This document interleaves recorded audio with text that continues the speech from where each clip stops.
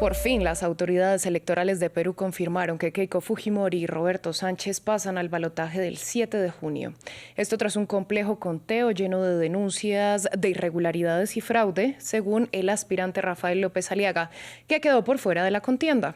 Pero el panorama para Sánchez también es difícil, pues la Fiscalía solicitó inhabilitarlo de por vida por un presunto desvío de fondos de su partido a sus cuentas personales. Para analizar el panorama conectamos con Katy Segarra, ella es politóloga de la Pontificia Universidad Católica de Perú. Yo le doy la bienvenida a France 24. En principio, ¿cómo queda Perú? ¿Cómo quedan los ciudadanos tras estas denuncias y la demora que rodearon este escrutinio? ¿Qué tal? Buenas tardes.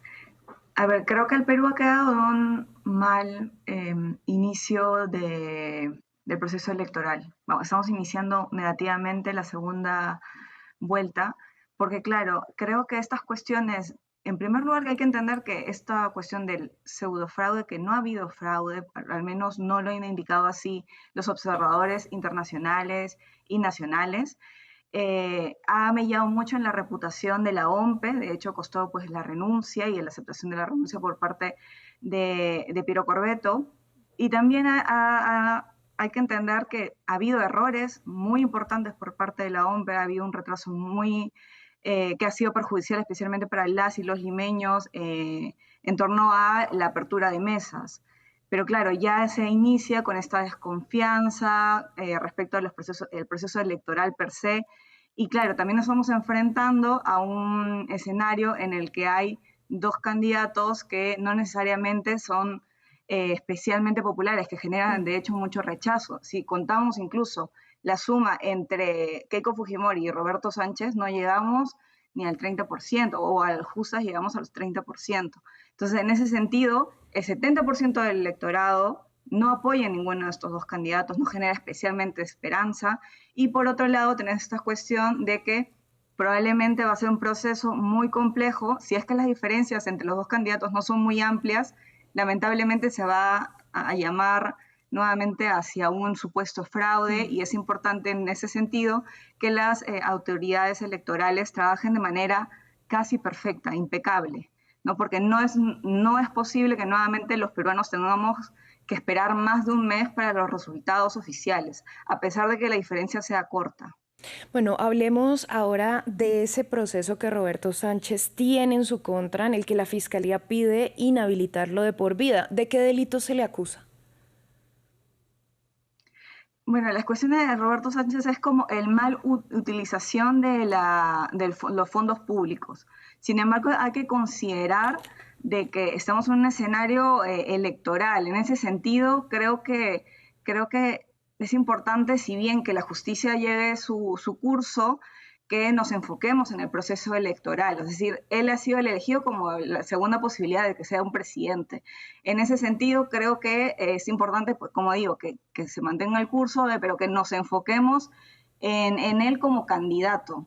Y que yo creo que por tiempos del proceso judicial, no creo que esto necesariamente lo inhabilite para poder ser elegido, ¿no? Y además, si es que fuese elegido como presidente, hay pues procesos en donde es como mucho más complejo que él pueda ser juzgado. En ese sentido, creo que es muy importante que ahora nos enfoquemos en Roberto Sánchez como candidato, que es el candidato de la izquierda, una izquierda que no necesariamente es la más progresista, de hecho es una izquierda relativamente conservadora, y es un candidato además que busca recoger los votos de Pedro Castillo, quien ha sido apresado por un intento de golpe de Estado.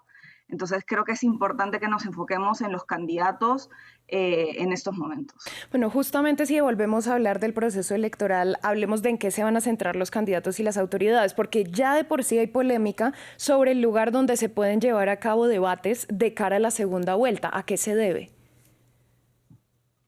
Lo que sucede es que en el periodo hace 5 años, el candidato Pedro Castillo le indicó a Keiko Fujimori que vaya a Chota, que es el lugar donde él se encontraba viviendo, donde está toda su familia. Chota es una pequeña comunidad dentro de Cajamarca, un distrito o una comunidad bastante pobre, un distrito electoral bastante pobre. Entonces creo, hubo esta cuestión de polarización entre los limeños y el interior o el resto del Perú, entonces va generando divisiones, segregaciones entre el electorado. Y por eso se habla mucho del lugar. Sin embargo, hay que recordar de que Roberto Sánchez no es de Chota, que fue en el espacio donde él recomendó hacer otro debate con Keiko Fujimori. Roberto Sánchez es de Lima. Entonces, en ese sentido, hay esta discusión respecto a dónde se hay que hacer los debates y cuál va a ser, además, el formato. Por un lado, está Keiko Fujimori indicando que sea por temáticas. Es decir, por ejemplo, seguridad ciudadana, o educación, algunos otros temas que son de especial importancia e interés de la ciudadanía, y quiénes van a hablar, si solamente los candidatos o también parte de su equipo técnico. Entonces yo creo que, claro, va a ser muy importante que esto tome las riendas los organismos electorales para que no haya ese tipo de discusiones respecto al lugar físico donde se haga. Y claro que es valioso de que no solamente se haga en Lima, es importante también de que pueda estar presente pues la ciudadanía y que sean espacios que no fomenten esta cuestión bastante capitalista que se tiene en Perú, sino que se vaya también a diferentes partes del país, ¿no? Bueno, hablemos de un fenómeno que es ampliamente conocido en Perú y es el antifujimorismo, cómo las demás fuerzas se unen detrás del otro candidato para evitar que Keiko suba al poder. Sabemos que esta es la cuarta vez que se presenta a las presidenciales. Creo que la identidad política más fuerte en el Perú, que es un país sin partidos, es el antifujimorismo, ¿no? El antifujimorismo se puede entender también de manera distinta, porque el antifujimorismo no solamente va contra Keiko, sino también contra el legado que fue su padre. Entonces es una cuestión, o sea, los antifujimoristas se posicionan en contra de muchas cuestiones, ¿no? Por un lado está como ese posicionamiento en contra del líder histórico, porque lo reconocen como una persona que ha sido condenada por corrupción, por violaciones de derechos humanos, y que además ha intentado mantenerse en el poder mucho más allá de lo legalmente permitido. Pero por otro lado, el antifujimorismo no solamente se acaba con Alberto Fujimori, el líder histórico, sino también va hacia Keiko Fujimori como figura central de Fuerza Popular, de un partido que de hecho hay que destacar que es un partido institucionalizado en un escenario de partidos muy débiles. Keiko Fujimori es una líder innata de su partido, no hay cuestionamiento en ese sentido. Tras el fallecimiento, además de Alberto Fujimori, ella es la representación del fujimorismo, pero también es parte del establishment que ha estado dentro del poder por muchos periodos legislativos. Eso es bastante destacable ante mucha inestabilidad política. Keiko sí se ha mantenido dentro del poder, al menos en el poder legislativo, ha llegado, como usted bien dice, 4 veces a la segunda vuelta. Esta puede ser la posibilidad de que venza a Roberto y pueda llegar al poder, pueda vencer a Roberto Sánchez, porque en las encuestas se señala de que ella no está participando con tanto rechazo, ¿no? Esto se había mostrado de que Keiko había llegado subiendo a lo largo de los meses antes del proceso electoral, pero claro, ahora su base no es tan baja como lo fue en anteriores procesos electorales. Entonces esta es una oportunidad para que ella pueda ganar. Ahora, el antifujimorismo como identidad política es muy heterogénea. Es decir, son personas que pueden ser de izquierda, pero pueden ser de derecha, pueden ser de centro, y lo que los une es este rechazo a Alberto Fujimori y a Keiko como política y como líder de un partido que ha tenido cuestionamientos respecto a cómo se han generado políticas públicas o cómo ha detenido ciertas políticas en el Congreso de la República. Bueno, y por último le pregunto qué papel podría jugar ahora Rafael López Aliaga. Yo creo que Rafael López Aliaga lo que podría jugar es, yo creo que no hay manera que se posicione a favor de Roberto Sánchez. Rafael López Aliaga siempre ha sido muy crítico con la izquierda. En ese sentido, uno esperaría que pueda apoyar a Keiko Fujimori, como lo ha hecho en anteriores ocasiones. Pero claro, yo creo que ya ya es un actor que no necesariamente va a tener el spotlight porque ahora van a estar más enfocados en Keiko Fujimori y en Roberto Sánchez.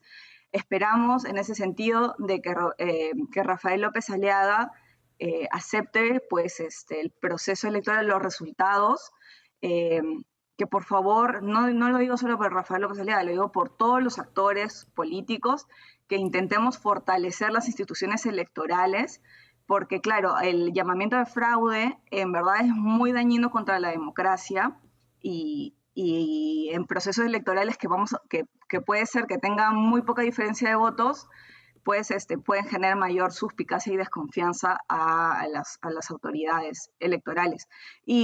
Pero claro, yo creo que ahora Rafael López Aliaga lo que le tendría que suceder es que se posicione a favor de Keiko Fujimori o que se posicione como un candidato que no va a apoyar a ninguna de estas candidaturas, ¿no? Ni a Sánchez ni a Fujimori. Pero en estos momentos no creo que sea una figura central. Yo creo que ya al no pasar a segunda vuelta, probablemente tengamos mucho más enfoque en Keiko Fujimori y en Roberto Sánchez y cómo va a ser este proceso en la segunda vuelta, que solamente quedan 3 semanas, y esperamos que se actúen a favor o se hable especialmente de las principales problemáticas que las y los peruanos se enfrentan diariamente, en lugar de posicionarse en contra de las instituciones, porque si bien Keiko Fujimori y Roberto Sánchez son de ideologías distintas, uno de derecha, otro de izquierda, lamentablemente una característica es que no necesariamente son muy democráticos ninguno de los candidatos y no están a favor tampoco de fortalecer las instituciones ninguno de ellos.